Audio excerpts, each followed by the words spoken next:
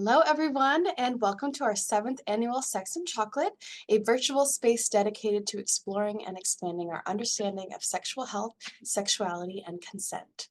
I'm Bella, and I use she, they pronouns.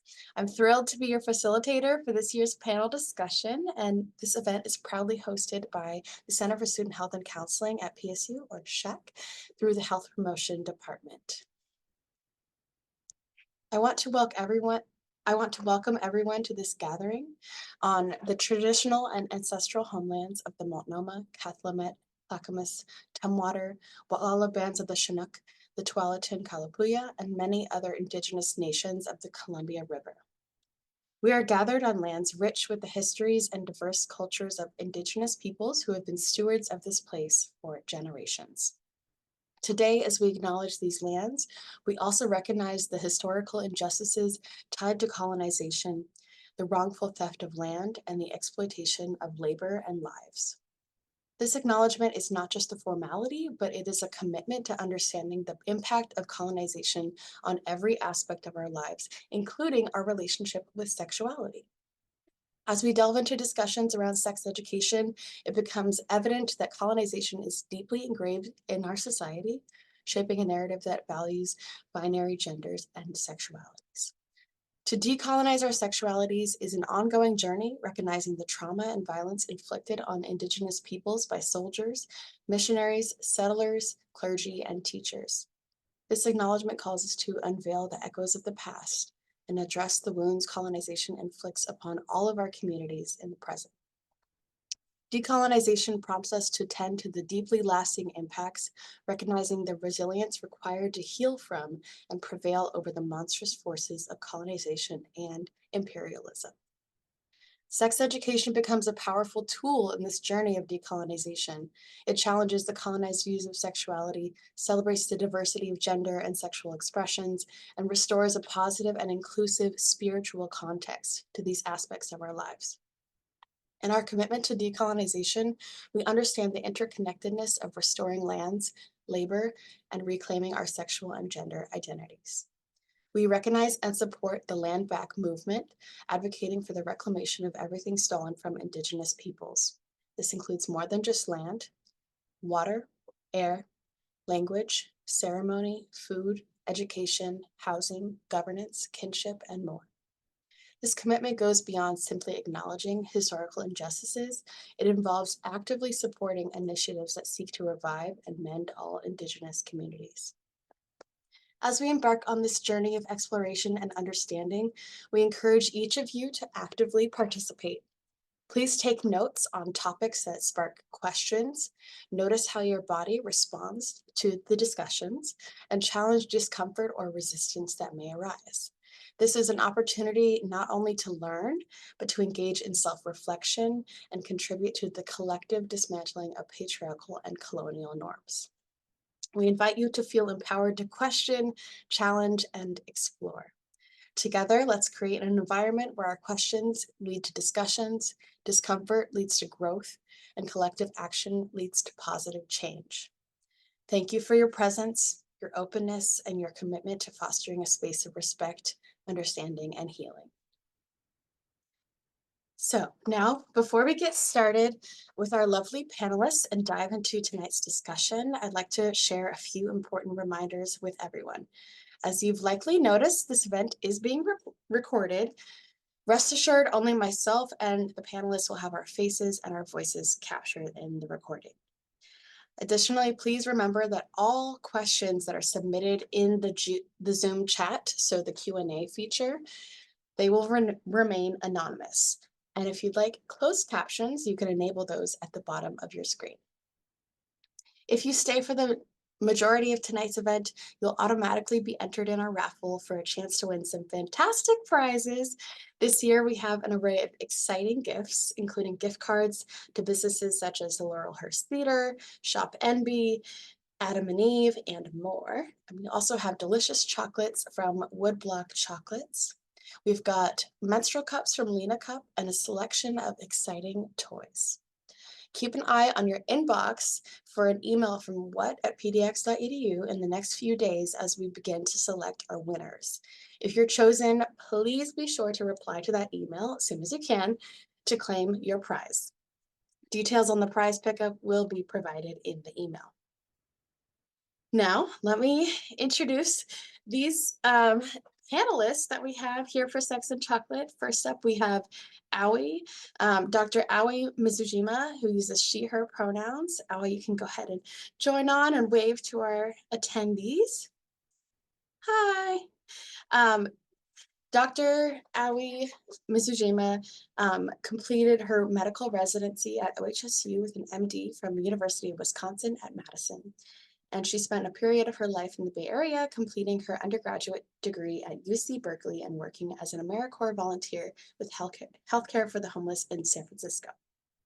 Coming from immigrant parents from Mexico and Japan and being a first-generation college graduate, she believes it is important to practice medicine with the foundation that each person has a unique story and it is necessary to respect people for their individuality and meet them where they are before trying to partner with them in healthcare matters. She welcomes students to come to SHAC and hopes people feel they're in a safe, confidential, and non-judgmental space when they come in for a visit. Next, we have Amory Jane, or AJ. You can give us a wave. Hello. AJ uses she, they pronouns and has been a sex educator for 14 years and is SheBop's Director for Education and Events. They have taught hundreds of sex and relationship workshops around the country and have been featured on Fusion TV, the BBC, Savage Lovecast, and in Playboy magazine. AJ is also a mom, licensed psilocybin facilitator, and COO of Fractal Soul, a legal magic mushroom service center in Beaverton. She dreams of a world with less suffering, more pleasure, and liberation for all. Now let me introduce Gary Conahan. Hello. Welcome, Gary. Gary is a professional counselor associate with the owner and sole member of Conahan Counseling LLC, where he specializes in working with the LGBTQIA+ community. With a focus on sex therapy, relationships, and religious trauma, Gary draws from his own experiences growing up in an evangelical Christian environment and subsequently coming out, unlearning purity culture, and embracing his authentic self. In addition to his counseling work, Gary also serves as an adjunct faculty for PSU's counseling department, contributing his expertise to the next generation of mental health professionals. Thanks, Gary. Lastly, but certainly not least, I would like to introduce Margie Marlowe. Margie is here, hello, using she, her pronouns. Margie is a deep believer in community care, interdependence, and connection as world-saving mechanisms. She is presently the executive director of Guardians of the Vibe, which is a consent and bystander intervention-based literature and education resource for nightlife and recreational spaces. After founding Guardians of the Vibe in 2015, Margie has set out to make consent and community care her life's purpose. Margie is an alumni of PSU and was a volunteer with Illuminate, which is one of our programs, during her undergrad. Margie is also a confidential advocate as Calls to Safety, Multnomah County's main access point for any person experiencing domestic violence, sex trafficking, sexual assault, and/or stalking. Thank you all for being here. I'm excited to get started. Now that we've had the chance to become acquainted with our panelists, let's familiarize ourselves with how to engage with tonight's conversation. Look for the Q&A button on your screen, click it, and you'll be able to anonymously ask our panelists any questions related to sex, health, and wellness. So let's dive into the questions.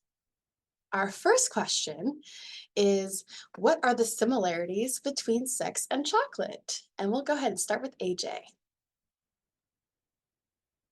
Well, chocolate and sex can both be enjoyed solo, with another person, or in a group scenario. I think sex and chocolate also release chemicals in the brain and can be a good way to taste different flavors that you might like. I could probably think of a million more, but I don't think anybody else has ideas. I love that. Thank you. So next we have a great question. How would you describe love? And we'll start with Margie. I love this question. Um, so I describe love um, as both an action and as a praxis that we can explore in so many different parts of our lives. Love can be romantic, it can be with our friends, it can be with our family, it can be with our community. And in romantic love, we might feel very attached or have these really sweet feelings around somebody. And we also might feel like we want to build something with this person or people. And yeah, I think I put love into practice every day. It's a verb, as Bell Hooks says. And yeah, I love love. Wonderful, thank you.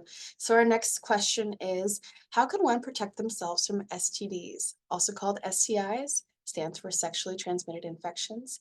Do condoms protect against all STIs? And what happens if a condom breaks? So let's start with Owie for how do you protect yourself from STIs? That's a great question. Yeah, it's one of these things where I think most of the time when people think about STIs, and so this would be barrier method would be kind of like one of the first things that pop up for people, and so that would be in the form of a dental dam or potentially a condom. There's also the insertive condom, which I think I have one here. Sometimes people are not aware of this this one here, the FC2. And so this is an insertive condom, which just actually have a condom right here too, just to show like the difference in size. But yeah, so this, I don't know if people have questions about these ones, but I think sometimes people are surprised because they don't hear about the insertive condom as much. And it used to be called the female condom, but now we just call it the insertive one. You can actually use it with anal insertion as well. It looks like my picture is going in and out. Sorry about that. But yeah, so when a condom breaks, if a condom is being used, and I can answer more questions about this. If people have questions, feel free to put it in the chat.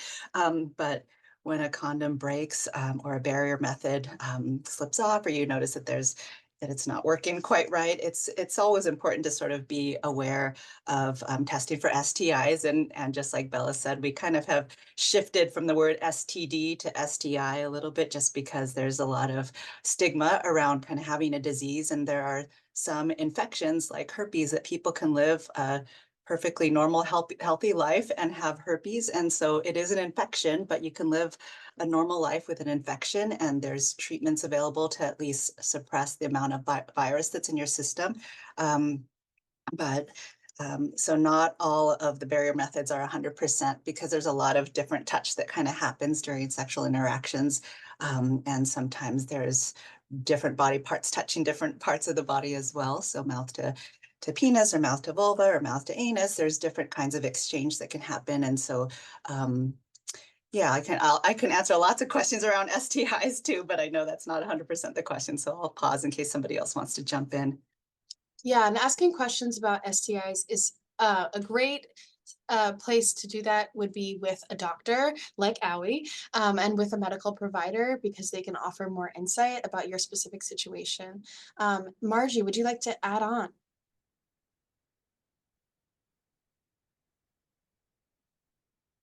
I think that my name was still from the last Okay. question. Um, Howie, I think, covered it really well. Awesome. Thank you, Allie. And like Allie said, STIs are very common, especially for people age 18 to 24. It's about half the population of folks who have STIs. So it's very common, and getting tested and communicating with partners is absolutely the best way to prevent the spread of STIs. So our next question is, how do you bring up sexual health to new partners who are currently active with other people? And let's go ahead and start with AJ. There's a model that was came up with from a doctor named Dr. Evelyn Dacker, and it's called the STARS model. So it's an acronym, which I love acronyms because they make it really easy to remember what to talk to people about. So the first S is for safety, T is for turn-ons, A avoids, R is relationship intentions and expectations, and then the last S is sexual health and STIs. And I find that to be a really fun conversation to have with people who, whether they're monogamous or non-monogamous, just to kind of get an idea of if you're even on the same page and aligned in different areas. And that last S, the sexual health and STI status, when it's part of a full conversation like that, like, have you heard of stars? Then I think it kind of takes the pressure off. Because, I've heard of people saying, like, on a first date, it might feel a little awkward to be like, so, hey, when was the last time you were tested? I encourage that to practice that as much as possible so it feels less awkward. But I think that having it built into a full conversation makes it a little more fun, kind of like a get to know you thing. And then by the time you get to that last S, you're already warmed up. And that those kind of questions about sexual health and what your status is and when the last time you were tested becomes a little easier at that point when you've already been talking about some intimate and vulnerable topics. So I really like the STARS approach. And if you are curious about it, maketimeforthetalk.com is where that's listed with all the acronyms and some little exercises you can do. Margie, maybe you can add on to this question, and also a question about what if you don't fully trust your partner, especially in a non-monogamous relationship? Yes, AJ, thank you for bringing up Dr. Dacker's work. Dr. Dacker is also a local person, so check them out on maketimeforthetalk.com to get the full rundown on the STARS talk. And then as far as not fully trusting your partner, I think that that's a very kind of like internal question. If you don't trust your partner for answering this question in an honest way, what are some ways that you can build trust, or is this something that needs to be reevaluated? Because trust is a really important part of love and having sex and romantic relationships, really any relationship. And so asking oneself, we have to have consent with ourselves too. So that would be my tack on for that one. Great. And Gary, do you have anything to add about building trust with a partner, especially in non-monogamous relationships?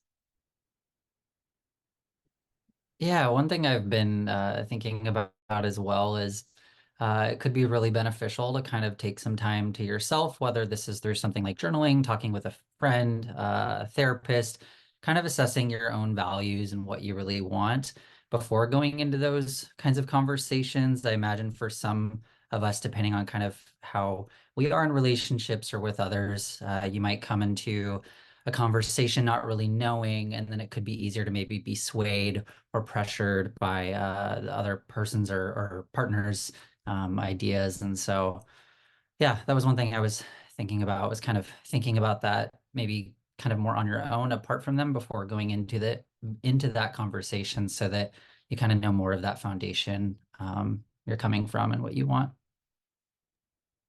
I love that. Thank you. So looping back a little bit to STIs, how often should you get tested for STIs in a non-monogamous relationship and then also in a monogamous relationship? So if you're exclusively with one partner, should you get tested and how often? Let's start with Allie on how often to get tested with different types of relationships. That's a really, really good question. And that's a common question that we get here with people who come by Shack. We have a lot of students who come here every single, like 3 months on the clock, because there are different incubation periods for different STIs.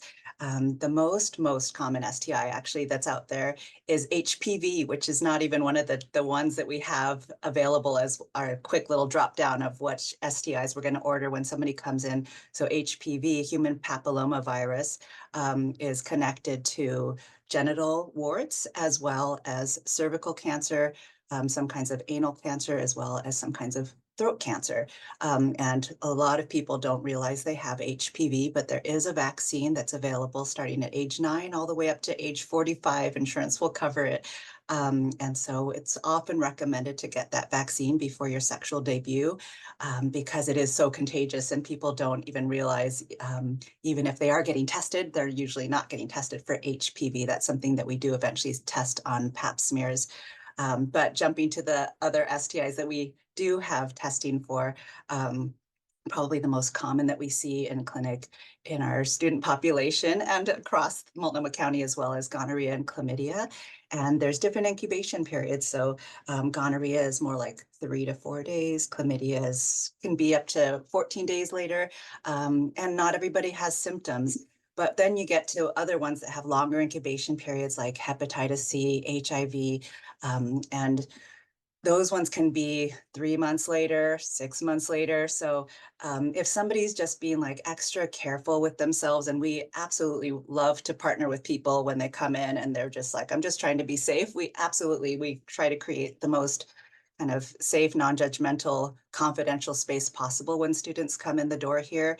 And if they say, I'm just here for my routine STI screening, we will absolutely, like, at that every 3 months is a pretty classic number that people will choose, but it's a little arbitrary. If somebody is like every 3 months and then suddenly they have some sort of a discharge or urinary discomfort, or sometimes there's bleeding, either anal bleeding or bleeding just from down below in any of the holes down below. Sometimes there's just discomfort or itchiness.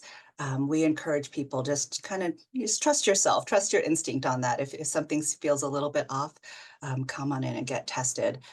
For monogamous relationships, it gets a little tricky because we only know what we know, and so that's kind of goes back to that whole like all the communication and trusting your partner and everything. And in an ideal world, if you're partnered with somebody and you decide together that you want to be exclusive with each other, that's one of those things where we don't necessarily say come in every single 3 months if you're really kind of have a lot of trust with that person.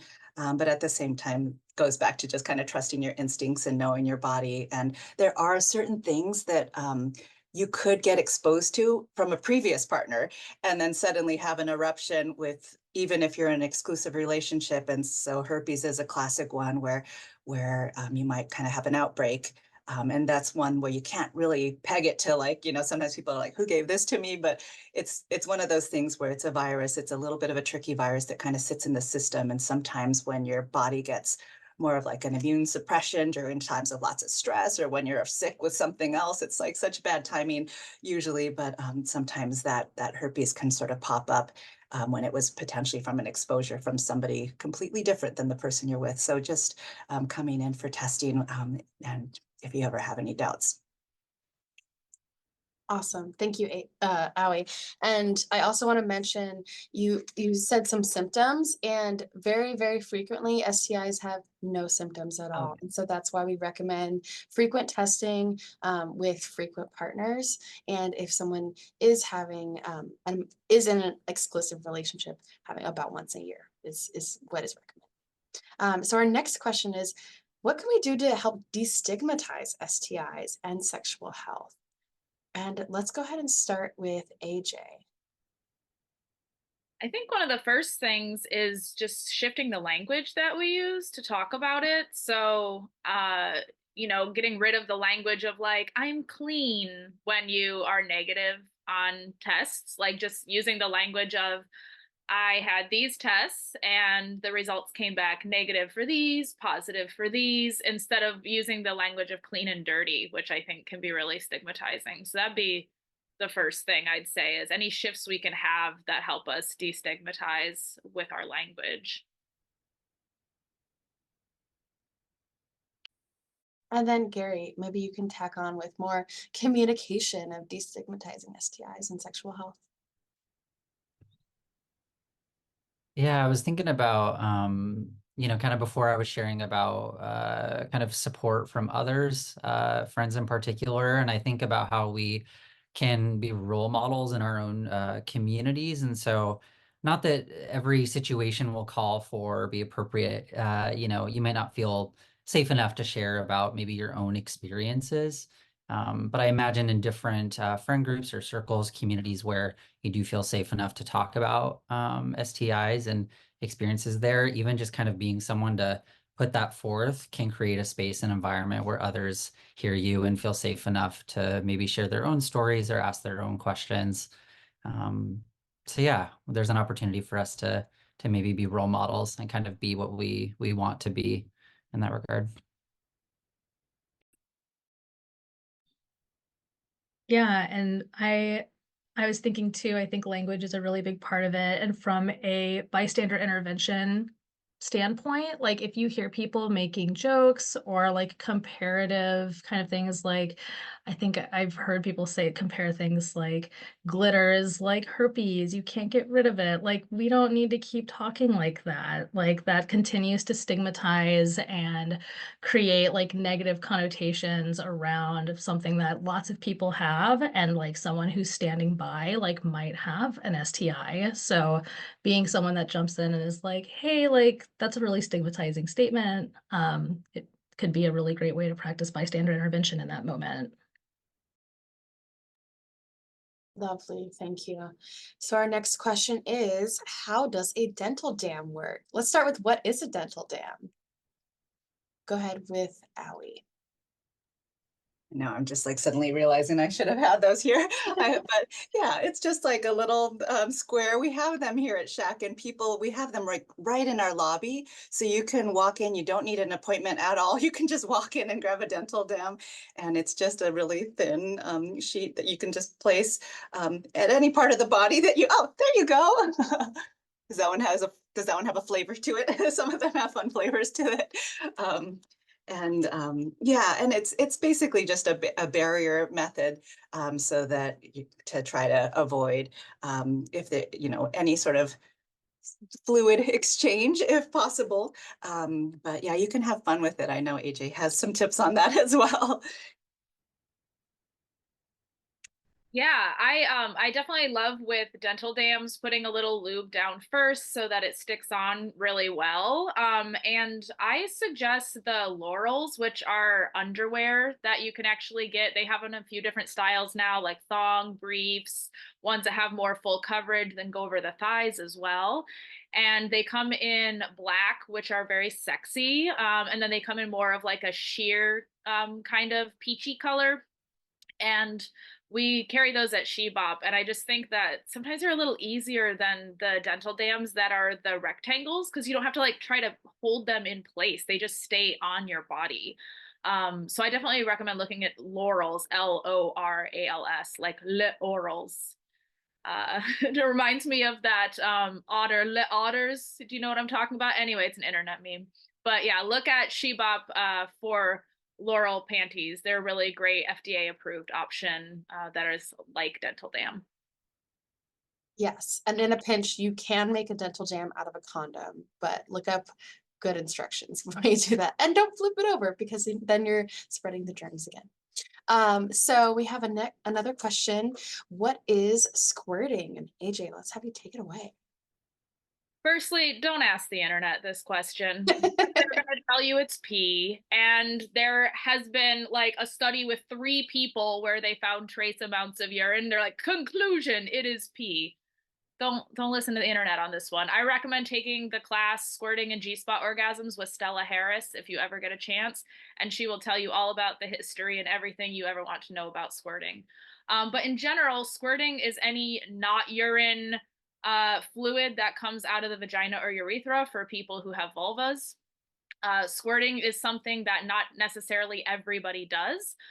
For some people, they can squirt very easily, external stimulation on the clitoris, and they'll be gushing like a geyser. Other people, it's more of a dribble, or maybe they don't notice until they're done being stimulated and there's a bigger than normal wet spot. So it's kind of hard to say exactly what it looks like or what it's composed of when there's been very little research. But we know that squirting does happen for people through lots and lots of anecdotal evidence. So if you are going to be looking for information for squirting on the internet, I'd go toward like queer porn activists to get your answers about what squirting is, what it looks like, what it feels like. Real quick, do you have a plug of where someone could start with looking for ethical porn or queer porn activists? I'm a little out of touch with the internet porn nowadays, but Pink and White Productions was always who I would recommend people go to. Shine Louise Houston. But if you just type in like ethical porn or queer feminist porn, you'll find a lot of different options of what is up to date in 2024. And then also the Shebop website, we offer classes on squirting all the time too, and different blog posts that talk about, you know, toys and tools people can use if they want to explore squirting. In general, I'd say treat it like an exploration of your or someone else's body as opposed to being a very goal oriented thing. But the number one thing that people do need in order to squirt is to be able to relax into the experience. So just getting used to stimulation and relaxation at the same time is a great place to start. Great, thanks. And speaking of stimulation, we got a question, what is the best way to navigate overstimulation during sex? And let's go with Gary. Yeah, I'm not 100% sure on, kind of the aspects this question was getting at, and so I'll try to kind of be all encompassing. One thing I was thinking about is first off the physical space that you're having sex in, and so whether that's well, I was gonna say like preparing the space for that. So maybe there are things you can do to kind of make it more relaxing or stimulating if it's more of a auditory, especially if you're kind of more inner city or places where there's lots of noise around you. So you could put on calming, quiet music, light candles, maybe white noise if that's useful for you. So that kind of on the external side, and then on the more bodily side, if that's what they were wondering about.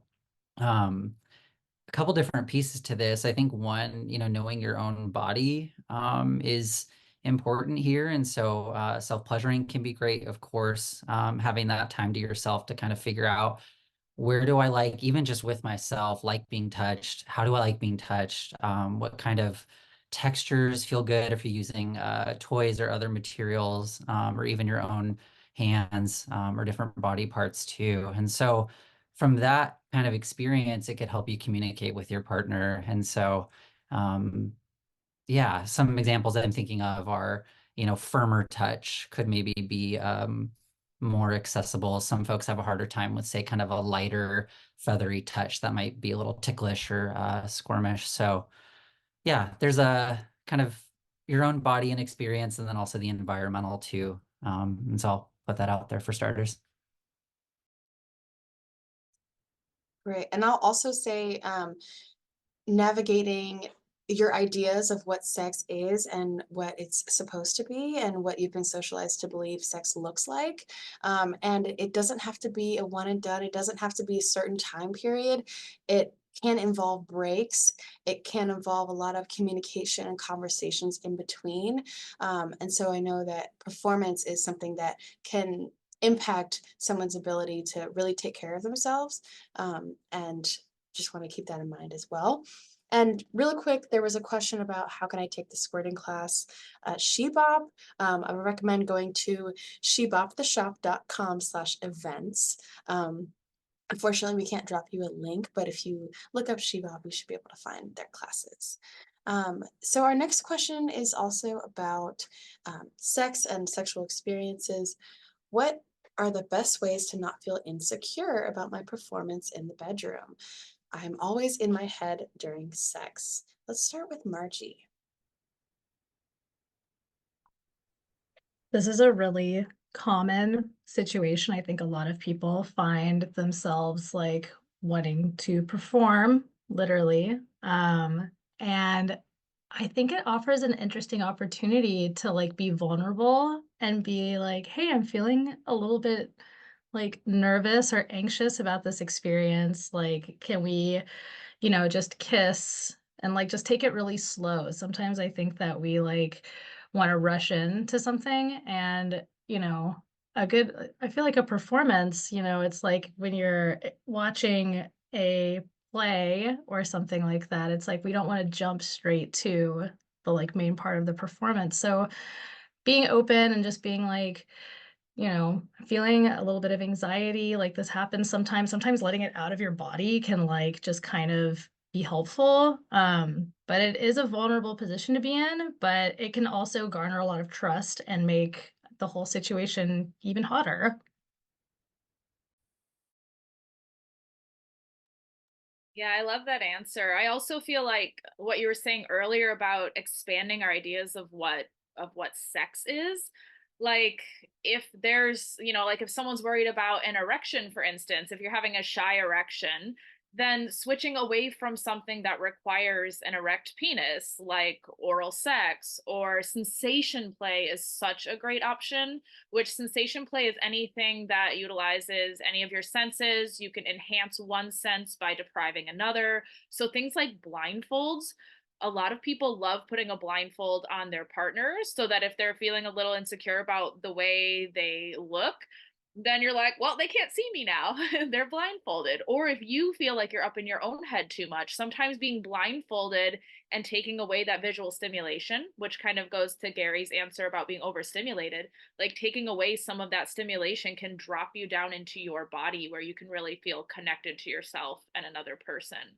So, things like using blindfolds, or I love the idea of role playing because that kind of like takes you a step away from yourself, kind of the opposite of dropping into your body and being like, well, I'm a character. So if this thing I want to try doesn't go well, it was the character. So it like gives you a little more room to explore new things that maybe you would be nervous to try on your own, but if you do it as a character, it could be an easier approach mentally. So those are just a couple of extra ideas I had. Absolutely. And consent is important for all of those things. Communication is important as well.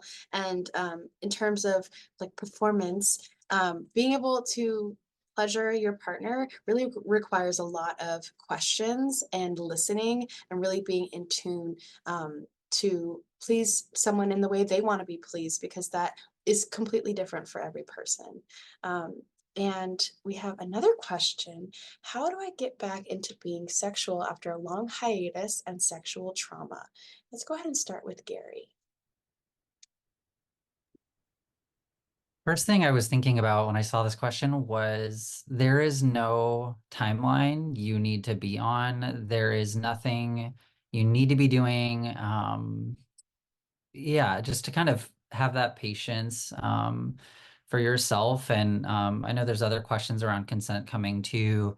And I'm thinking about, having partners or folks you're talking to that you want to be sexually active with, if there is any kind of pressure or timeline, that they're putting on you, that for me would be a maybe concern. And so yeah, patience is a big one that I think about. Of course, depend with different kinds of sexual trauma. That's where working with a professional like a mental health therapist could be really beneficial. There's a lot of kind of support out there for that in the mental health community. Um, yeah, I'm kind of getting caught up, tripped on my words right now, but yeah. No worries, thank you. And like you said, that relates to our next question about consent. And what are some key aspects of consent that you think everyone should understand? And let's go with Margie. So one of the biggest parts of consent that I think is like a wraparound concept with it is understanding power dynamics and like kind of how power dynamics operate. So that means like, what is your social location in the world? Are you someone that has a lot of privilege visually when you're walking down the street? Are you someone who is in like an uneven power dynamic? Are you someone's boss slash like an employee situation, teacher student? Like obviously these are like very dense power dynamics. And so understanding like where someone is holding power and where someone has less power like is a really helpful tool when understanding consent. Another model of consent that I really like, there's two that I like. There's the Fry's model, which is a really common one that is popularized by Planned Parenthood. And that stands for consent is freely given. It's reversible or revocable. It is informed. In the Planned Parenthood one, it is enthusiastic. I've also seen this E used as empowered and embodied also. And the S stands for, oh shoot, Hang on a second. I've got this. I should know this. I've taught the fries model 1,000 times. Does anyone want to jump in with what the S stands for? AJ, do you know it? Specific, that's right. Another model that I've really been utilizing is called the spectrum of consent, and it's by Kai Cheng Tom. And it's like a 4-piece model of wanting. So that's like, this makes me feel good. Willing, this is something I'm okay or neutral about. Tolerating, this is something I'm putting up with. Enduring, and that's where you are reaching, like, this is hurting me and I don't want to do it anymore. So there's a lot of different models of consent that are out there. I feel like those ones are pretty popularized, like on the internet, and are pretty easy to look at. So yeah, getting familiar with power dynamics, looking at some models, and just really checking in, like, with yourself, and like, how good are you at, like, saying no. We've done like tons of workshops with Guardians of the Vibe where we just like sit people together and we just have them say no to each other just in a safe container. And then we ask people like how that felt, and people feel uncomfortable doing it. So getting to the point of like where you can say no, and also getting to the point where you can say stop, those are two different things. Is a really helpful way to be able to navigate consent just, in a daily way. That could mean, uh, ordering a pizza with someone is a really benign way to practice consent, like you're like, what kind of pizza do you want? Okay, I want these things on it. Oh, I don't like anchovies. Like, we're not going to put that on there. Or we can do half, we can negotiate. So those are some general concepts around consent. I love that pizza metaphor, and also the fries. Like, now I'm getting kind of hungry. But I was thinking about the fries and how I think of like, make sure those fries are crisp, and the C for crisp is considered, which is like you were talking about, like empowered. You're considering things like power dynamics. The R and the I and the S are still all the same as in the fries. And then the P in crisp is for participatory, like you are actively building the consent as you go. You're participating in it, which means that it can be revoked at any time. You can add in new things as long as you're both discussing. So kind of makes it feel like it's an ongoing active thing, not like a one and done. And I just say maybe one more thing I'd add is, like, to me, the biggest thing that helps me feel safe with someone in the realm of consent is how attuned they seem to be toward me and my energy. So like someone who checked in, but like I'm actually dissociated, are they going to notice that I'm dissociated? Even if they got my consent beforehand, like sometimes things come up and people get triggered, or maybe they're just like spaced out thinking about their day, and the other person's like, hey, are you still there? Are you still with me? And they stop and they check in. That goes a really long way for creating safety. So really trying to be attuned to someone else's energy and paying close attention, I think, can be a big part of consent as well. And I was just going to jump in. I love what both of you just said. So thank you for all of that information. And I'm just sort of like, my brain just goes right to like what I see on every day here at Shack. And something that was trending a few years ago, but I still see it sometimes when is stealthing. And I don't know if people are familiar with stealthing in the audience, but stealthing is basically giving consent to somebody for having penetrative intercourse with them with the use of a condom, if it's somebody who has a penis, and then finding out later on that the condom wasn't used. Sometimes people will come in and say, I just found it on the floor and it was clearly not used. And they thought that they were having sex with somebody with a condom on. And so that's just something just to be aware of in the background. And sometimes, and so when people come in with that, we treat that just like we treat our students who are survivors who come in, and we kind of go through all of the steps of just like making sure they're okay physically, psychologically, kind of do pregnancy prophylaxis. We have Plan B and Ella here. and testing for STIs and kind of going through the whole timeline of when to come back for additional testing. So that's a really important. Condom negotiation is a huge, huge thing. And it's so tricky culturally. That's a really hard one that I think from, I my own backgrounds are, I come from my mother who is an immigrant. My parents are both immigrants, but my mother is from Mexico, from a very strong Catholic family. And my father is from Japan, where like they're both very, they're incredibly traditional in both of their ways. But I know like from my mom, Marianismo is a really big thing. So Marianismo is kind of this whole concept of that a woman in kind of very binary terms is very pure and kind of self-sacrificing and very submissive. And there's not a whole lot of talk. Like when I was growing up, there was zero talk about any of this, of condom negotiation and consent and all of that. There was sort of, just there's some very strong cultural things that come up for different people. So while I love all of this and I completely 100% say yes, if somebody has that strength inside or the practice of this sort of very upfront communication with their partner, 100% I support it, and I do talk to students about it from all different backgrounds.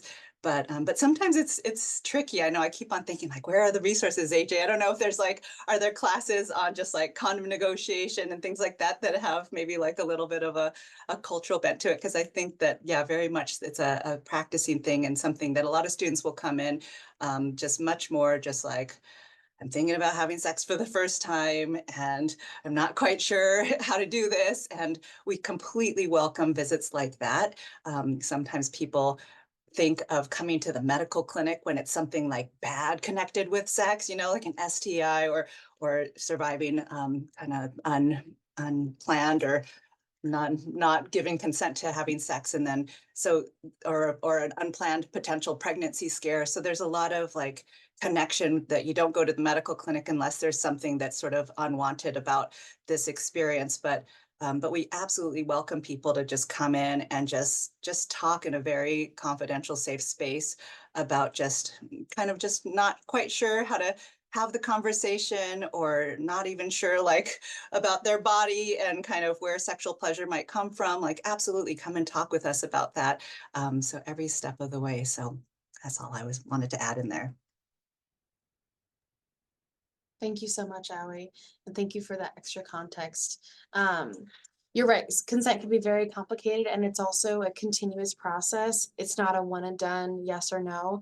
It is continuously checking in beforehand, during, and afterwards to make sure that people feel safe, comfortable, and that they can communicate what they need to. So we got a really interesting question. To what extent do you think sexuality is a need? I feel like saying I have needs can easily become a pseudoscientific excuse for transgressive behavior. So AJ, let's talk about it. Is sexuality a need? I love this question. And I think that, there are things called hierarchies of needs, right? Like there's the Maslow kind of thing that a lot of people have heard about, where you've got your primary needs and your secondary needs and your tertiary needs. But I don't think sex is a need. I think that for folks who have an active libido, especially during times where that libido is very active, it is a primal urge. So there are things built into like human instinct that drive us towards sexuality for the procreation of the human race, perhaps. Now, not everybody experiences that urge. And some people who experience it really powerfully to the point where it might feel like a need, and other people don't experience it at all.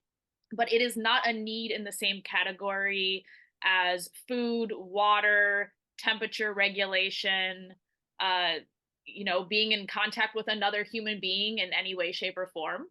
But try telling a person who's like going through puberty, like if someone would have told me sex wasn't a need when I was first experiencing those urges, I would have been like, that's bullshit. Yes, it is. So it can feel that way sometimes, but it is really important to acknowledge that it is not one of the top needs, because I do think that when people use it in that way, it can be used incorrectly.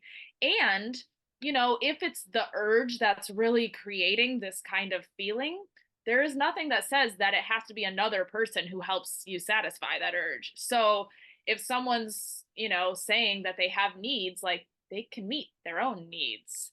It doesn't have to be another person, so we can decrease those transgressions that was brought up there in that question by acknowledging that we are responsible for meeting that need and no one else is responsible for meeting that need.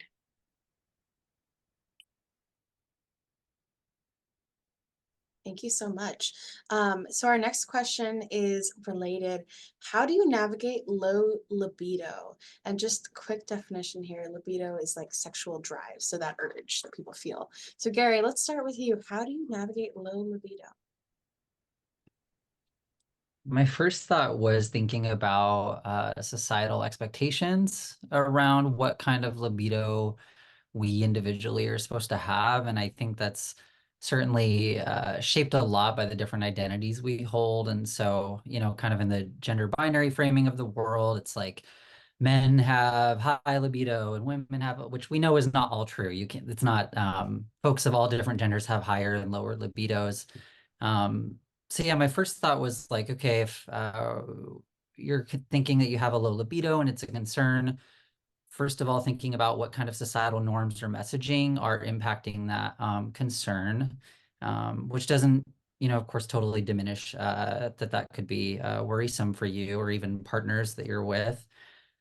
And then another thought I had was thinking about the type of sex you're having. And so in kind of the world of sex therapy, when we're talking about low libido, it's kind of a reframe of that is, okay, maybe it's just the sex or the dynamic that's happening between you and a given partner or partners is not enjoyable or pleasurable for you.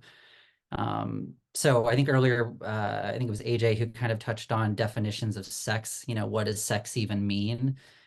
Maybe the sex you're having is not something that's, yeah, again, enjoyable. And so kind of reworking that definition or exploring other kinds of expression and intimacy could be useful. Another thought I was thinking about kind of lifestyle or life factors. So lack of sleep is going to definitely have an impact. Your level of stress, time of day. One interesting thing is I feel like there's kind of this cultural idea that like, or maybe some truth to it, but this idea that, you know, sex and intimacy happens at nighttime. Well, the fun part of that is that it's usually end of day, we're tired, we've been working, studying, we may have less kind of in our tank, so to speak. And so maybe changing up the time of day could impact it. And then one kind of resource, another frame I wanted to highlight was Emily Nagoski's work.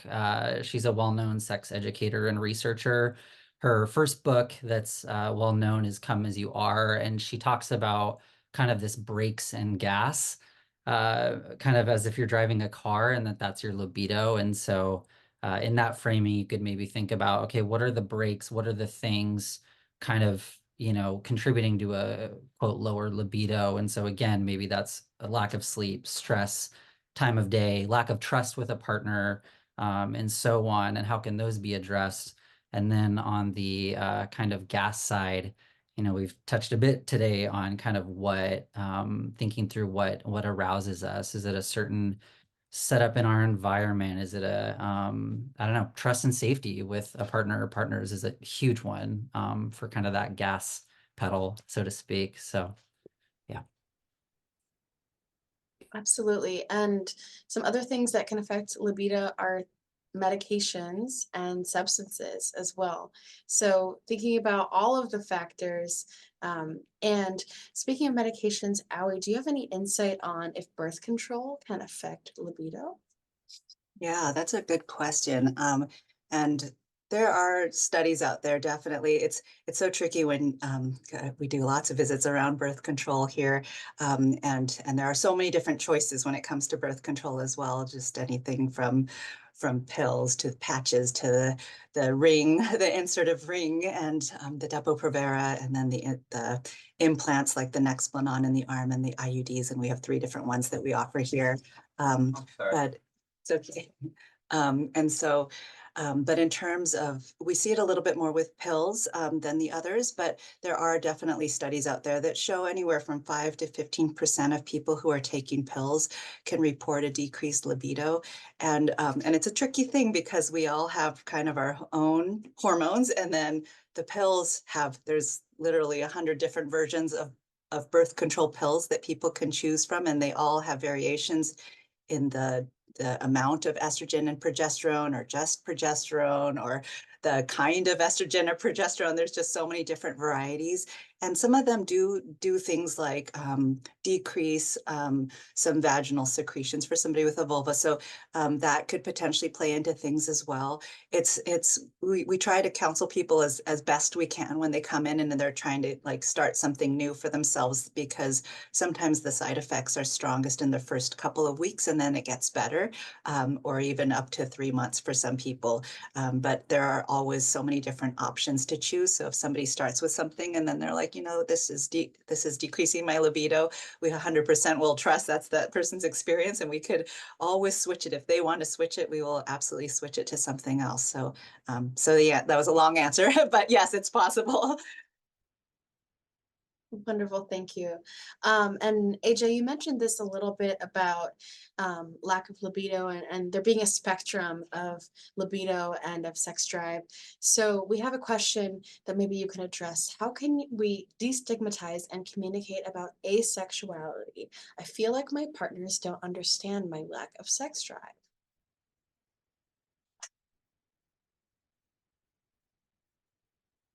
I'm uncertain if you wanted me to answer this, but I'll go ahead and do Yes, so. please.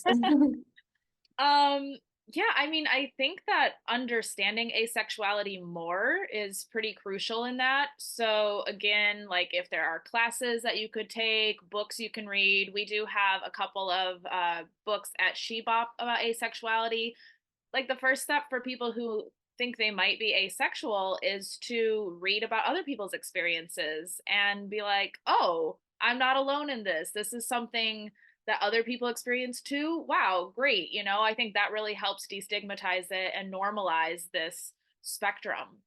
Also, something that I've been learning a lot in my own world over the past few years is that folks who are asexual, there's also within asexuality a lot of differentiation. So some people who are asexual still sometimes participate in sexual activities.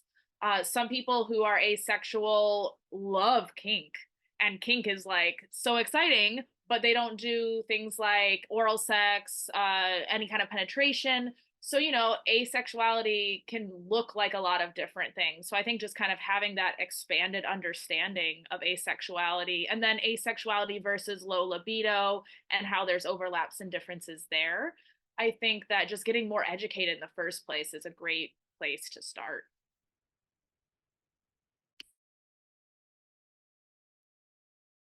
Absolutely, thank you. And Gary, maybe you have some more information you can share about where to learn more. Yeah, definitely. I wanted to highlight a few different things. There's one video on YouTube. So there's a TED Talk, Meg John Barker talk. It's called Rewriting the Rules. Love and Limerence by Dr. Dorothy Tenov is another. Single at Heart by Bella DePaulo. And so yeah, I offer those as a few. I actually happened to meet with a colleague who kind of specializes in ACE and uh, some of these areas this week. So coincidence? I don't think so. But yeah, I was also thinking about language too, kind of highlighting that conversation with my colleague this week. We were talking a lot about how even the way we kind of, I don't know, think of relationships or connection or intimacy in society. There's this preferential disposition for, marriage obviously is a big one. We see that kind of pervasive in society. And so, yeah, I think even in the way we think about what's meaningful or important, thinking about, we started today talking about what is love, and I love that we highlighted, family, friends. I was thinking about pets. I've got a fur baby at home, our dog Ari, and so yeah, just the way we talk with each other in our friends, workplaces, and so on, I think can really shift the conversation. So wanted to add that as well. Absolutely. And people make all sorts of choices about their sexuality and their behaviors for many different reasons. So depending on this spectrum of asexuality, depending on what they want to do with their time, there's absolutely many reasons why people make choices. And so asking questions rather than assuming is very helpful in expanding that communication and understanding of different people's sexualities. So we have another question, and don't forget to ask questions in the Q&A chat. This is a live opportunity for you to ask our wonderful panelists some questions.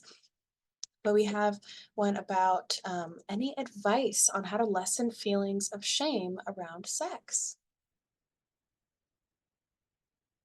Oh, I have so much to say about that. I think my area of specialty in life is to help people dismantle shame and feel more empowered and shame free. And usually, the first step I do when I work with people is to ask them to identify that shame voice and where it might be coming from. And a lot of time when people sit with that question, they can trace it back to messages they received early in their life, either from the media, but definitely most commonly from their families of origin and from their religions that they grew up with. And then I ask them as a follow up to that, like, are those people or those institutions someone or something that you value their opinion still? And a lot of times people are like, no, I don't really care what they think anymore. And it's like, okay, that's important. Or if I say, okay, you do, are they a reliable source of support and information? So for instance, has this institution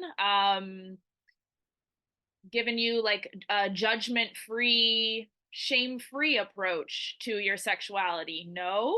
If they're judging and condemning you, if they're punishing you, like that is probably not where you want to have your inner voice come from when it comes to sexuality. So, really pulling apart what are your own values that you still have, and what are the values you grew up with from institutions or your family of origin that are not your own values anymore, and really like teasing those apart until you find your own view of sexuality. And this can be something that takes years. So, I highly recommend people have the support of someone like a therapist or a sex positive community who they can go to.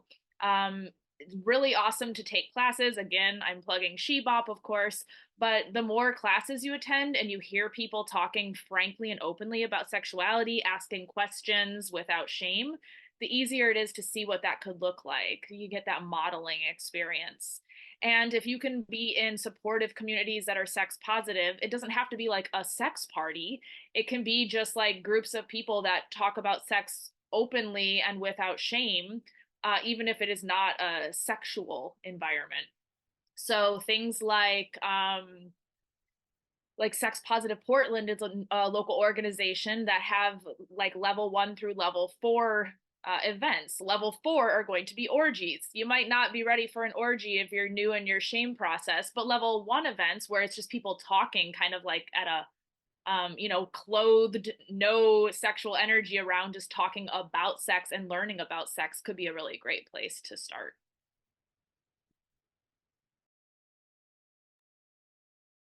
Thanks, AJ. And we have the next question, which is, how do I communicate with my partner that I want to wait until marriage for sex? Let's start with Margie.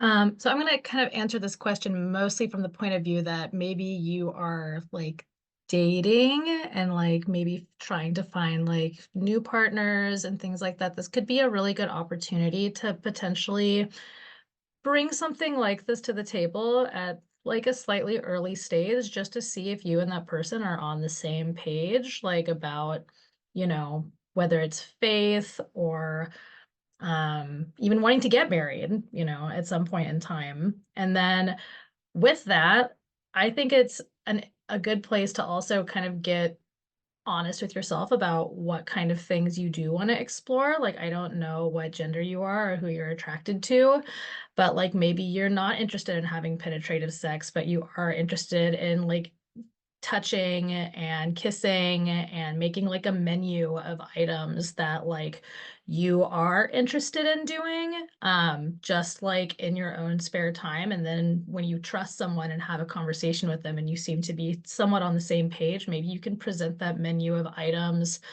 And that menu of items can literally just look like, I just want to hold hands and kiss, and like that is what all I want to do in this dating process. And so just kind of figuring out things that you do want to do, I think could be a good place to start.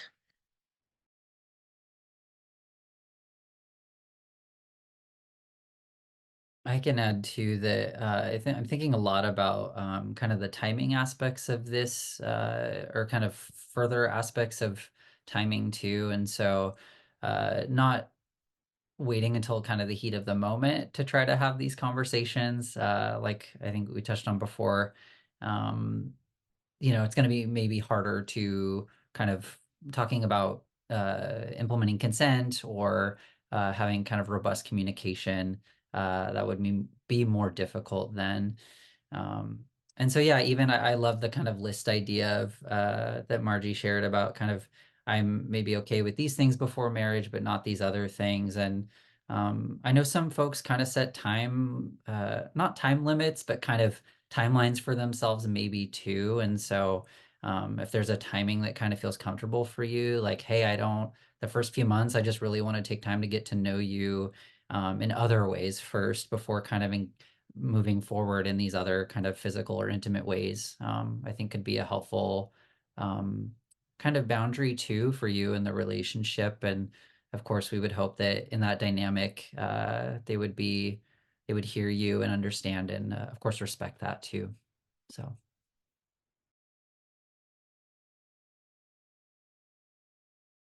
Okay, our next question is, what do you recommend for women and femme folks who struggle to communicate what they like and they don't like during sex? Let's start with AJ. Yeah, I usually give the same advice no matter what someone's gender is for this, with the acknowledgement that women and femme presenting folks have different socialization that might be having an effect on why it is harder to communicate about things like this. So I think like taking it a step in that direction is similar to the work we talked about with shame, is doing some of that dismantling work and like recognizing what are your own barriers, whose voices are in your head when it comes to shame and asking for what you want, being worthy of asking for what you want, like, so some of that kind of stuff beforehand. But in general, I think that the advice I give to people is to really explore on your own first as much as possible. So this means, yes, masturbation, but also like personal sensation play. So doing things like trying, nails on your skin, trying feathers, trying soft fabrics, paying attention to what turns you on and off in those realms, different kinds of toys, materials that toys are made of, certain scents, like really paying attention and maybe journaling, kind of keeping track of what your turn ons and turn offs are, what are things that light you up or things that you're like, or, just things you want to try. And I think that the communication piece, I love little games. So there are a lot of different games out there where you have like conversation starter cards. So if it's just a matter of you don't know how to start a conversation about it, you can use little games that like you pull out a card that says, if you could do anything to me later tonight, what would it be? Like it's written right there. And then you're like, oh, that's the question the card asked. So that can be a way of easing into the conversations, is if you can even look online for like questions you can ask yourself and ask other people who you might want to play with. And then one more thing is, I think, gosh, now I've lost it. It was another acronym, but in general, like just kind of paying attention to what your own erotic type is. So there's this class called Erotic Blueprints, and it basically tells you what type of person you are. It's like kind of like a Cosmo quiz. But if you're a person who is an energetically oriented person, like trying to talk about what you like might not be as easy as if you're a visually oriented person. If you're a visually oriented person, you can tell people this is like the stuff I like to look at and have around me. But if it's energetic, then you might need to talk to somebody about like, these are the kinds of things I need to have in place to feel like I can show up fully, which means I need the energy to feel good between us. So maybe we keep our phones tucked aside so we can feel really present. It's important for me to be present. So yeah, I'd recommend people taking like an erotic blueprint quiz to even see kind of what their erotic blueprint is to know how to communicate about what they like. Long answer. I would make a plug again for the website that you mentioned earlier, AJ, for Make Time for the Talk. That has, and I encourage students to go to that website all the time because it has some worksheets that you can print out for somebody. I mean, that there's just, yeah, so much of like the social construct of just these traditional gender roles that are out there that can really make it hard for somebody who's a woman or femme presenting to kind of speak up. And when you jump into this college setting, like everybody's coming from such different backgrounds, and a lot of students are using apps to meet each other, and so it's really hard to kind of know like what people's backgrounds are, and trying to find like that psychological safety where you can just like have this conversation with somebody. Sometimes it's hard when people are not as direct of communicators and have grown up in a household that had no education around any of this or no conversations at all.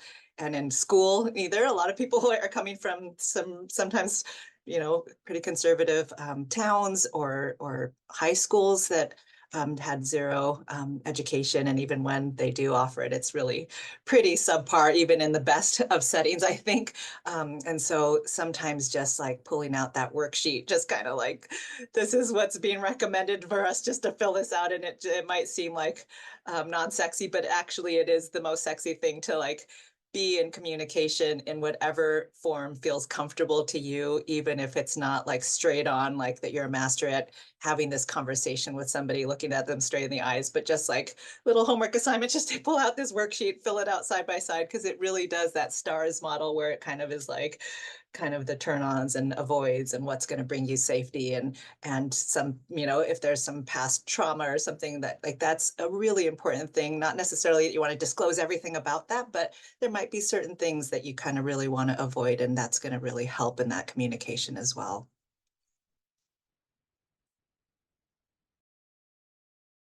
I like AJ's suggestion about games. There's a really great game out there that's just like generally a wonderful game to play with like anybody, but they have cards in it that are specifically for people who are wanting to be intimate with each other in a sexual way. And it's the Esther Perel's Where Should We Begin game. And that's a good way to kind of, if you're ready to start sharing with somebody like about things that have turned you on in the past or like fantasies that you have, things like that. It's a great game. Esther Perel's work is really awesome, and it's a really well thought out card game. Also, very classic website for filling out side by side kind of stuff to get, on the same page as someone is mojoupgrade.com. It's been there forever. And so, yeah, I don't know, try it out. Thank you all for your lovely suggestions. And with some of these resources, if anyone has questions about what was that game they were talking about, you can definitely email us, and we'll be sending out follow-up emails if you want to ask more questions there. So our next one is, what do folks think of anal sex? It seems like I'm more interested than my partners are. Let me know what your thoughts are.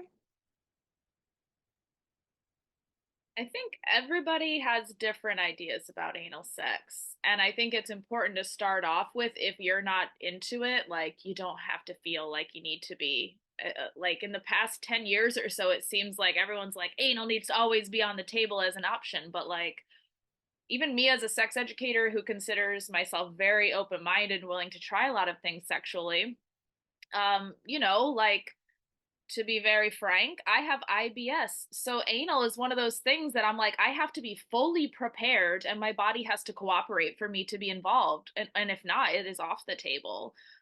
So I think having really honest conversations about like what you're into about it, why you like it. For some people, it's the taboo of it. So what my compromise in the past with my partners has been, if I don't want to participate in it, is to dirty talk about it.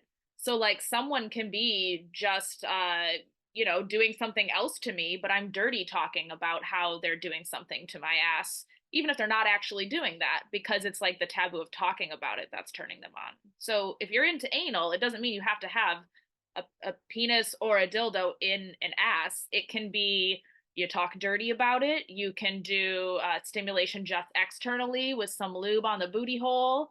You can do butt massage. You can do spanking. You can do analingus, also called rim jobs.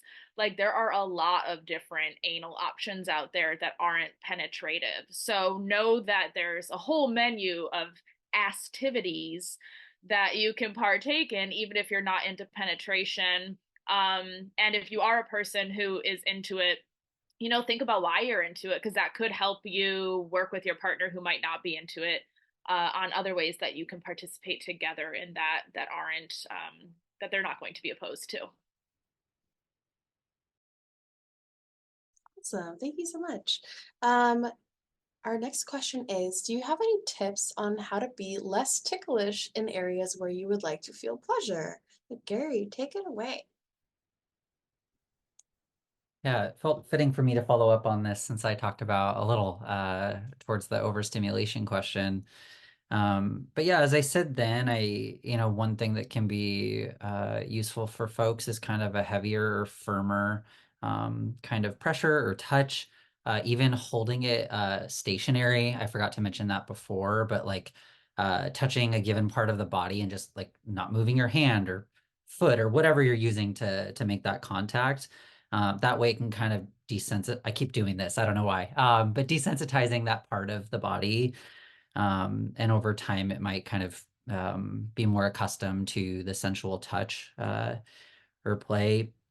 Another thing I was thinking about is that certain kinds of body parts, toys, sensations might be more or less, I don't know, might kind of exacerbate the ticklishness or I don't know, maybe there's certain, I don't know, maybe I don't know, I'm running out of ideas right now. But yeah, there's a lot of different options for touch.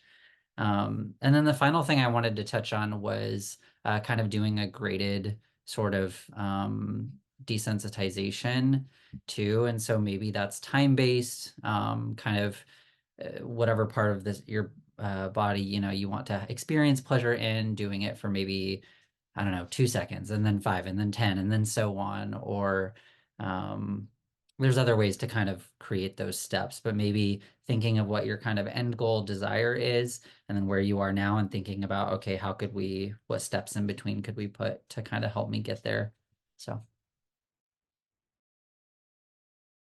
Awesome answer. I also want to give another shout out to Laurel's, the FDA approved dental dam style undies, because if you're sensitive to like in like a labia area or on the clit, that provides a barrier. It's also like I'm a very ticklish person, and if people have facial hair, I get super ticklish about that. So having a barrier between me and the hair where I can still feel sensation through like the Laurels, but I don't feel the hair tickling me has been a game changer. So another shout out to Laurels. Question, are there Laurels for people with penises? People with penises can wear Laurels as well. They might just want to pick the next size up if they have a larger package size, just to accommodate that, because they are kind of designed for a more smooth fit. But because they're ultra stretchy, they can absolutely go over any kind of genitals. Wonderful, thank you. Our next question is, do you have any recommendations for folks who have experienced sexual assault that want to become grounded in their sexuality and sexual attachment? And let's start with Margie. Yeah, this is a great question. And I think that being gentle with yourself and knowing that there isn't a timeline for you to get back on track with your sexuality or having sex or like any part of having sex is a good thing to consider. And also know that there are groups out there. Like sometimes people find it helpful to join in on support groups where folks have experienced sexual violence. I'm not sure if PSU has any on campus, but if you call to safety, they can connect you with potential groups or individual therapists who specialize in sexual assault and healing through sexual assault. Also, I used to work at a pelvic floor clinic and had clients that saw really incredible success through pelvic floor therapy and getting really grounded, like with your pelvic floor, because it holds a lot of trauma and things like that. There are pelvic floor clinics in town that take OHP, and I think Vibrancy Health takes OHP, and also I think also just like checking in with yourself too, like self-pleasure if it feels good. Like when you're pleasuring yourself and things are coming up or like you're feeling triggered, like you're alone. You can stop and breathe and then start back up again if you want to, or journal about it, like so you can see your progress. But know that there's not a timeline for you to get on it. And sometimes you might feel like really on it, like your mojo might be feeling really good, feeling a really high libido. And then sometimes you might lose it. And like that is really common and you're not alone in that experience. So, and you can always call to safety if you're like feeling like you just want to talk to someone about that experience. Call to safety has lots of advocates who have lived experience and can help. So if you just need to get it out of your body, you can always call. It's 24 hours. Absolutely. And also, sexuality after events, and also not just after events, can evolve. And that's a natural part of life, is that what you're comfortable with, what you like, what you don't like, changes over time. And it can be a process that having someone else to support you with can be really helpful.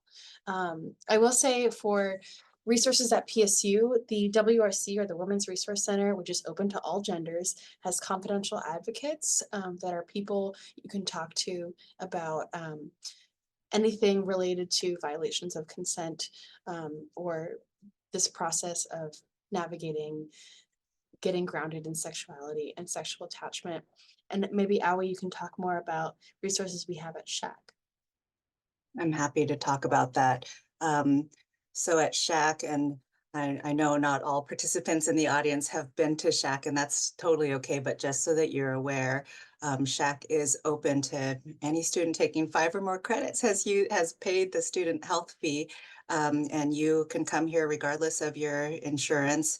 And we have 2 nurses who are SANE trained. It's a sexual assault nurse examiner, and I am actually also SANE trained. They did not have a training for physicians, but I felt like it was incredibly important. So about 7.5 years ago, I went through the training as well and have been kind of the part of the team for survivors that come through our clinic. And we do work very closely with the WRC so that there is an advocate that we call to our space here if somebody comes in. It's something that sometimes students aren't aware of and feel like maybe the emergency room is the only option, but in some ways it's kind of nice to know that the service is here, because there is a timeline. When people think of SANE, sexual assault nurse examiner exams, often they correlate that with a SAFE kit, which is kind of a forensic kit that gets collected and can be collected up to 5 days post-assault. But it's so much more than just the kit. So when a survivor comes in here, there's like 5 different aspects that we're thinking about. And it's first like the physical safety, kind of anogenital trauma, as well as non-anogenital trauma, we do a full assessment. And then after that, we kind of think about the psychological assessment and safety. We have counselors here, and there's always somebody who's kind of available for any sort of an urgent emergency sort of situation that we can involve a counselor here right at Shack. It's on the other side of the clinic, but there's no wall between us. And then the third aspect is kind of like pregnancy, prophylaxis, and we could just give you a Plan B or an Ella. And then the fourth is STI prophylaxis. And a lot of times, and so much of this is about just trying to give people some agency back. So it's all about choice. Every single step about this is the person's choice on what they want to do. But we don't necessarily do a bunch of STI testing. If they just want the treatment, that's totally fine. We'll just give you the treatment. And then the last part is the safe kit. And like I said, that can be collected. That's the forensic kit. We do tend to call in an outside agency, RSI. They come and work with us as well. And that exam can take 4 or 5 hours.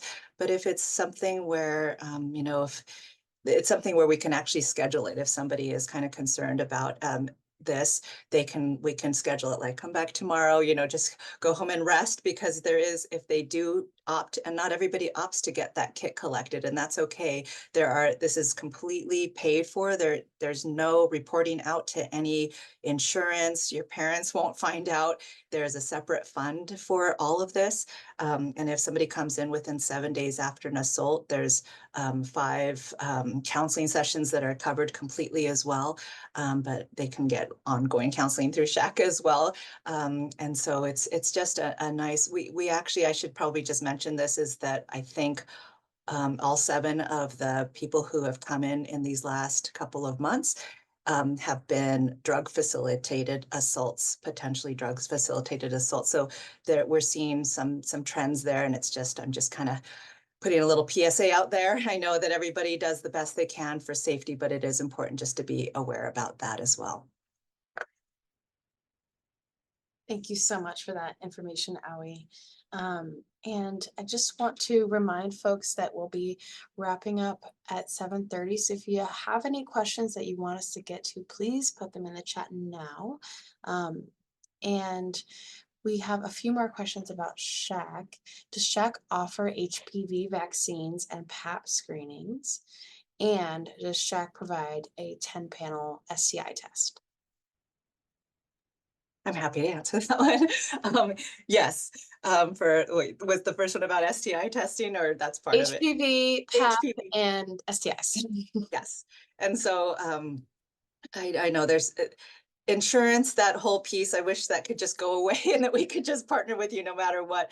But yeah, it's a little bit nuanced in terms of like the HPV vaccine for people who have the student health insurance Pacific Source. It's covered completely to get the 3-part series of the HPV vaccine. We have the HPV-9 vaccine, and so it covers all the 9 most common ones that are connected with cervical cancer, anal cancer, and genital warts.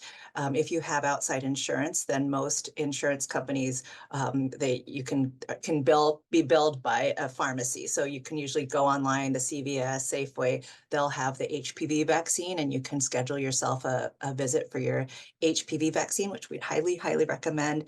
For STI panels, so again, I know I wish so badly we don't have to talk about insurance, but it's a reality, and we never want to surprise anybody with like an unexpected expense. That's the last thing we're trying to do, is stress people out about expense. But we have a partnership with Multnomah County with their state labs. Anybody who's 24 or younger, if they mention at all that they are worried about insurance, or their parents find out, there's a free program.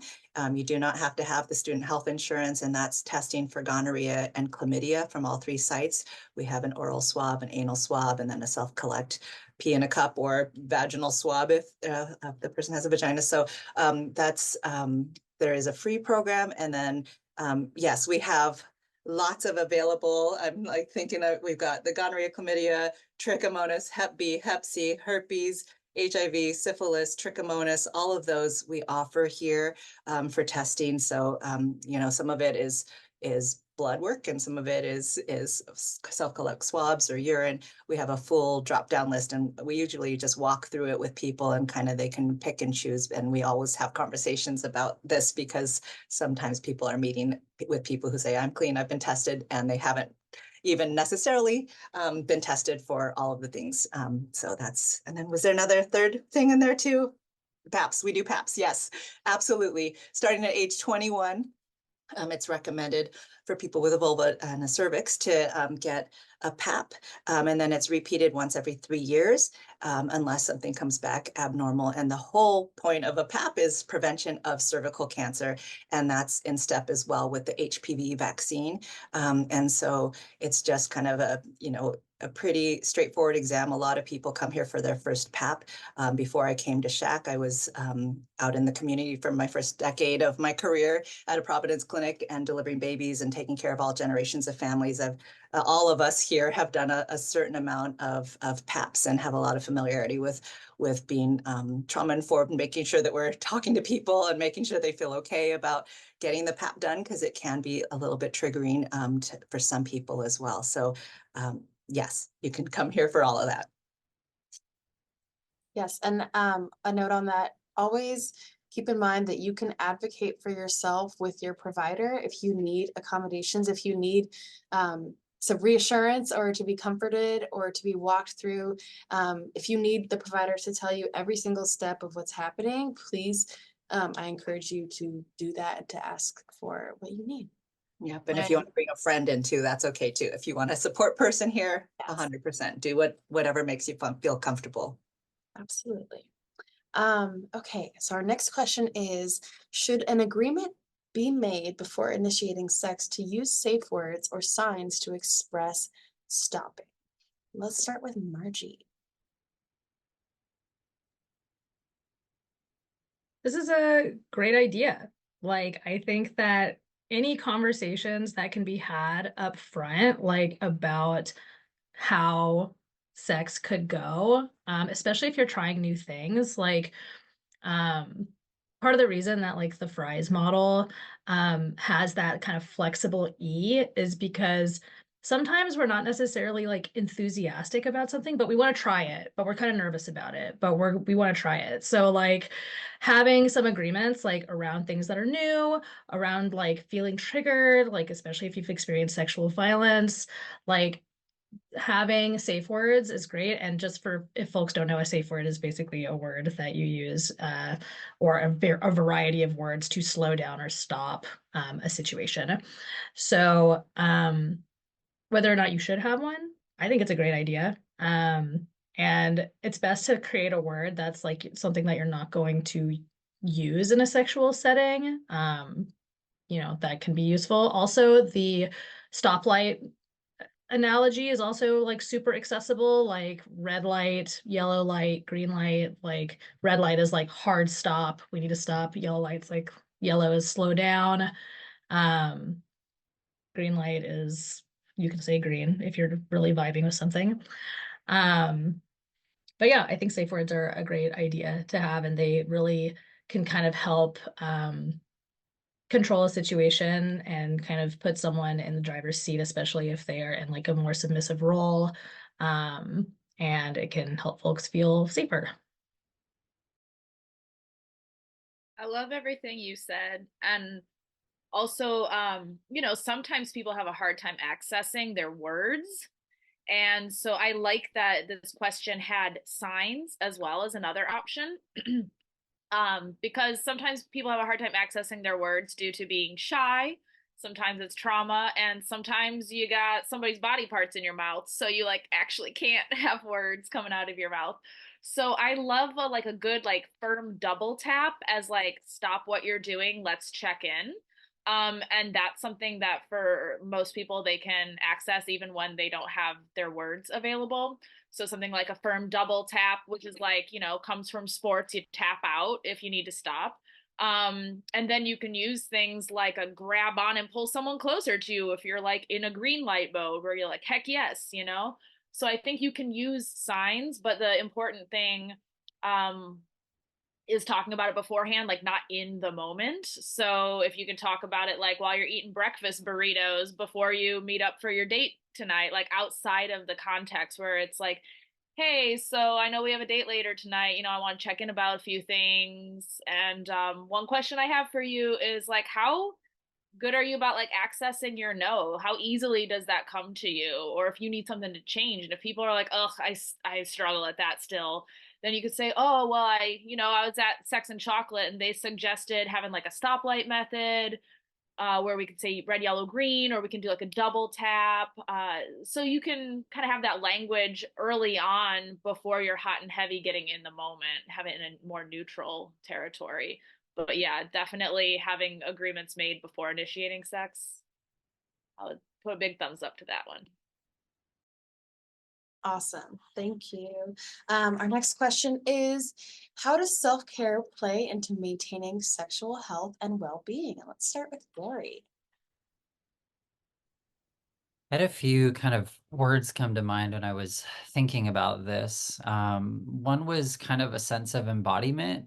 I think, I don't know, especially in the Western world, we're so oriented around kind of intellect in our minds. And I think, especially kind of in modern life, being on our devices all the time, it's very easy for us to be disconnected from this physical world and these bodies we're in. And so I think one kind of way I'm thinking about sexual health or well-being, being self-care, is the sense of embodiment, that it can be grounding or even maybe meditative in different ways to experience sexual pleasure, either with yourself or others. And I think within that too, I wanted to add that any given experience, something maybe wonderful can happen if we take off the pressure of, there has to be a certain level of physical arousal or orgasm or ejaculation. Like if we take those off the table and expand our view of what pleasure is, the possibilities become endless in certain ways. And so I think it's Emily Nagoski I mentioned before that I think says pleasure is the measure. And so yeah, there's this sense of embodiment. I kind of touched on the meditative practice that any kind of pleasure practice can be. And then there's a very real emotional kind of regulation piece to it as well. So, if you're feeling stressed out or I don't know, need to take your mind off things for a minute, it can kind of help regulate in that way. Yeah. No, I was going to add something, but I'm like, oh, you kind of covered it. But I mean, I think sometimes we have people who come in for a visit for like erectile dysfunction or sexual dysfunction and have kind of come in with like this label already, and they kind of want to make a visit. And it's valid, it is valid. There are certain medical conditions, chronic conditions that can impact sexual pleasure and erection sometimes as well. Like we always think about hypertension, diabetes. Sometimes we'll do some blood work if we're kind of investigating that.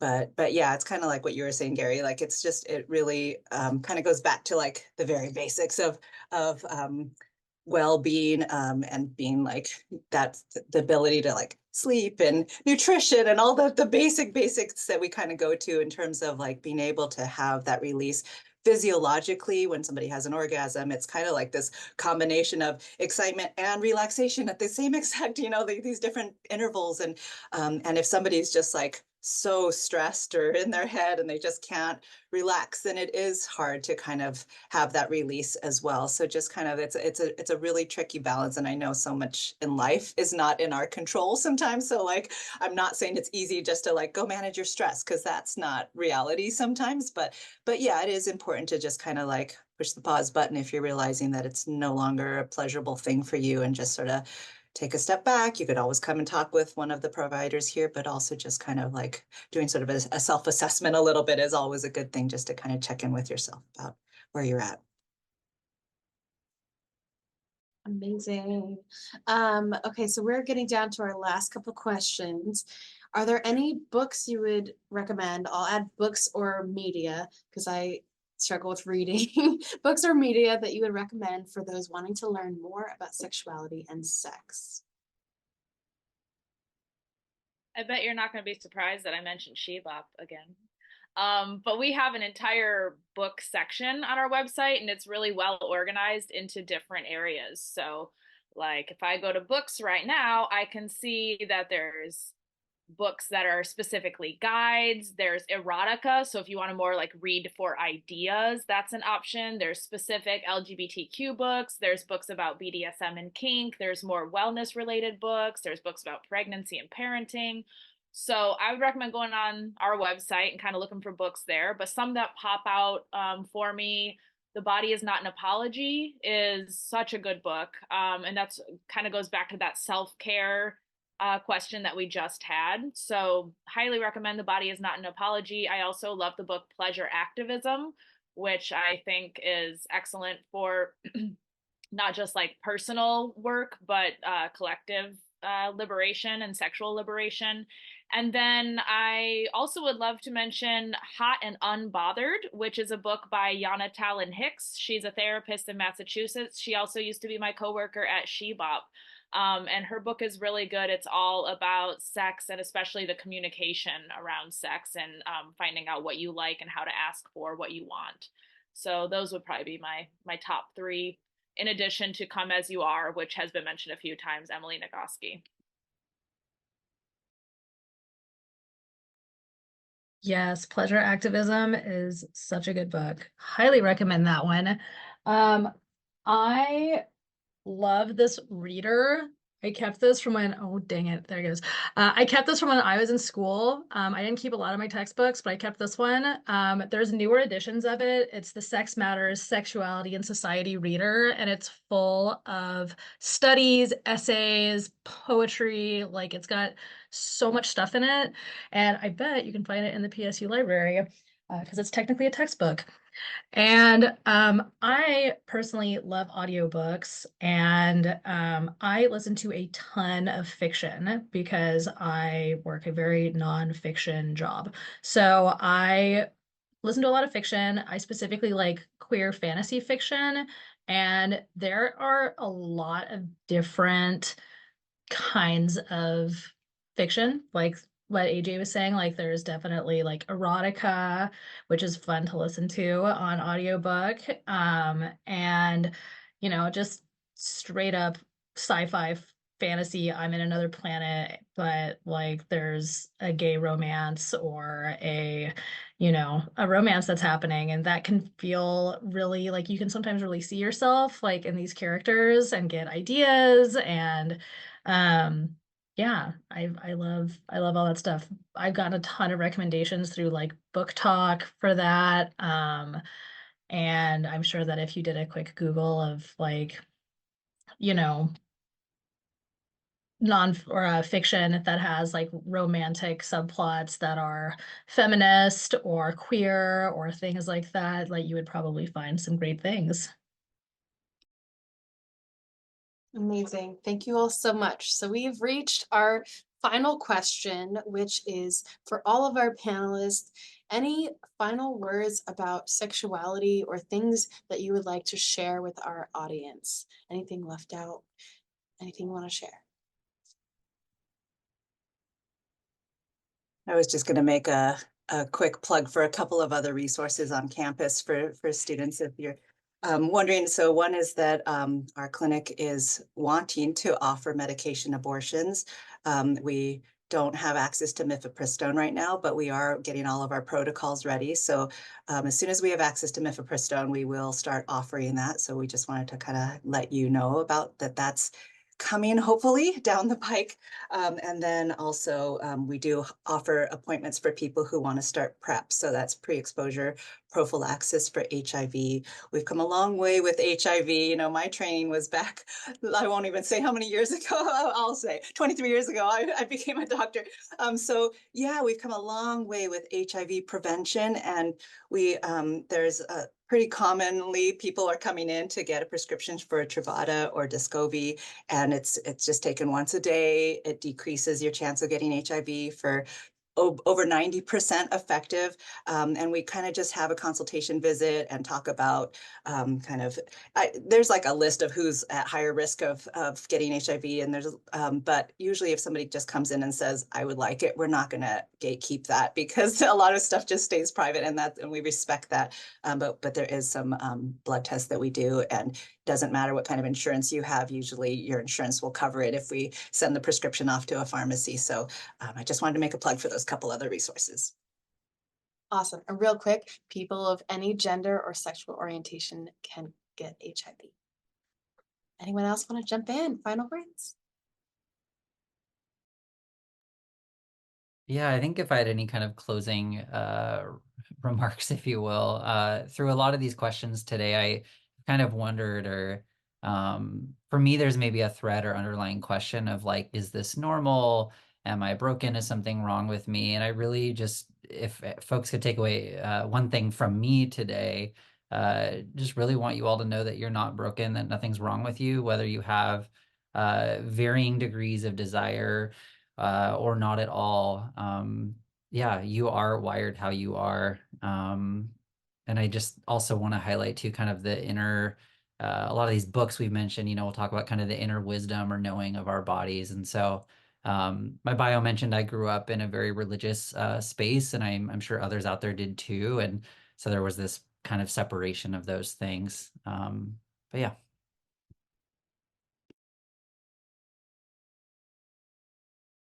I think something, I feel like everybody already said so much, but maybe something that I would add is just in my 14 years of talking to people about their sexuality, like everyone is so different. There are a lot of similarities, but everyone's so different. And I think it's really important not to yuck anyone else's yum.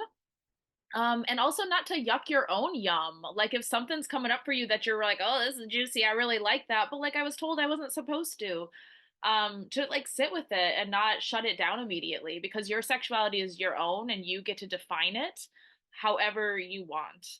And I will say a final thing, which is for people 21 and over, something that I'm finding as a psilocybin facilitator is that there is a lot of wisdom in ancient plant medicines around how to connect with ourselves and our own internal healers. So that is an option for some people now here in the state of Oregon. And my final thought is, you know what, I'll let somebody else go and I'll come back to my final thought. I don't want to take up too much space for our time. Yeah, I just had a final kind of mention around consent, is that consent isn't just for sex. Like if you practice it in all aspects of your life, it will get way easier when you are intimate with somebody. So being really like cognizant of like when you're using it, and like, identifying even like really mundane ways that you're using it, like can be really helpful for like down the road. And also when you start practicing consent more often in your life, you will get rejected more. And so preparing yourself for rejection and no is a really important process in that exploration. So that was just another little tidbit that I wanted to throw in there. And I just want to say that this has been a really lovely experience. I was on the board for the first Sex and Chocolate 7 years ago. So I feel very honored to be sitting on the panel with all of these lovely people, some of whom are veterans from the first one. So thank you all. Yeah, thank you. I was at that first Sex and Chocolate too. I've been at it every year. It's my favorite event of the year. I just love the format of everybody being able to ask questions and like feed off of each other. The final thing I wanted to add is aftercare, that is part of any kind of sex or kink play. Important not to forget. And aftercare just looks like what you need or what the person you play with need afterward to kind of come back to yourself, come back to your humanity if you're playing in like extra kinky ways, what you need to kind of like reach your homeostasis. And for some people, aftercare might look like getting wrapped up in a blanket and being told, like, oh, you did such a good job, you're so good. And for other people, it might look like going outside and getting fresh air. For some people, it's like being by themselves. And for other people, it's cuddling. For some folks, it's taking a shower. But not forgetting the aftercare part. And for some people, that's the best part of all of it, is the way that they connect with themselves and reconnect after sex or kink or any kind of play. So I just wanted to make sure we include aftercare in all of this discussion as well. Absolutely. And aftercare for after this conversation that we've had, we've had a wide range of topics, including talking about trauma. So I just really want to encourage folks to take a moment, take a breath, and really ask themselves some curious questions about what you need, what would be helpful for you. And like Margie said, practicing consent always with yourself first of, do I actually want to do this? What do I need right now? And valuing your well-being in all ways. So I want to thank all of the panelists for being here. I have a couple announcements, so don't head out quite yet. But I just really want to thank all the people who have come and asked questions. We know we couldn't get to every single person's question, which is why we're going to have some in-person opportunities for you to ask your question, connect with us. I'll be there. Some of our event organizers will be there. One of our nurses from SHAC will be there tomorrow, and it is, we're calling it Freaky Friday. It'll be tomorrow, Friday from 11 a.m. to 12:45 in the Shack building. If you want some more details, it's in the emails that we've been sending out, and it's on our webpage as well. And Freaky Fridays are also an opportunity to pick up some goodie bags. We have some really cool goodie bags with nice prizes in there. So come through. You can drop by anytime between 11 and 12:45 tomorrow. And if it goes well, if people come through, we'll keep doing it every Friday for the rest of winter term. If you have any questions, please reach out to us at what@pdx.edu over email, and we also will be sending emails for the raffle prizes. So if you are still here, 139 of you, I see you, your name will be on the list to win some of our amazing prizes. Thank you so much again to our amazing panelists, Gary, Margie, Aoi, AJ. You all were amazing, and thank you for having this space with us. Special thanks to Gita Sterling and Eli Hess for their beautiful artwork, which is included in our backgrounds and in our promotional materials. And last but not least, we want to extend our appreciation to our sponsors, Shebop, of course, Empire Labs, Adam and Eve, Uberloop, iHeartGuts, Mod, Giant Microbes, Shop NB, Woodblock Chocolate, Lena Cup, Laurelhurst Theater, and Good Clean Love, and Missionary Chocolates, who provided some amazing penis-shaped chocolates for us. They were so cute. So sorry if you missed them, but we do have some chocolates left over at our Freaky Friday if you want to get some. Your participation has made this event possible and has really contributed to decreasing stigma and increasing amazing dialogue on sexual health and well-being. Our recording will be up on our website, and we'll also be sending out evaluation forms so that you can tell us more about what you learned and ways we can make the event better in the future.